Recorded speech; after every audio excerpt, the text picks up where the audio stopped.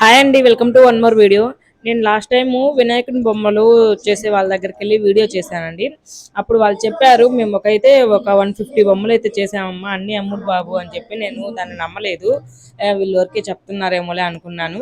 But ఈరోజు నార్మల్గా అటువైపు వెళ్తా ఉన్నాను. సో ఇంకా బొమ్మలు ఉన్నాయి ఏంటి అని చెప్పి లోపలికి వెళ్ళి చూసాను. నిజమేనండి, చాలా బొమ్మలు అంటే చాలా బొమ్మలు ఉన్నాయి. ఒక 30-40 దాకా ఉన్నాయి అన్నమాట. చిన్న చిన్న బొమ్మలు అయితే ఒక 20 అట్లా ఉన్నాయి. పెద్ద బొమ్మలు కూడా ఒక 20 దాకా ఉన్నాయండి. అంటే ఇవన్నీ తయారు చేయడానికి వాళ్ళు మెటీరియల్, రంగులు అన్ని యూజ్ చేస్తుంటారు కదా, వాళ్ళ కష్టం అన్ని కూడాను.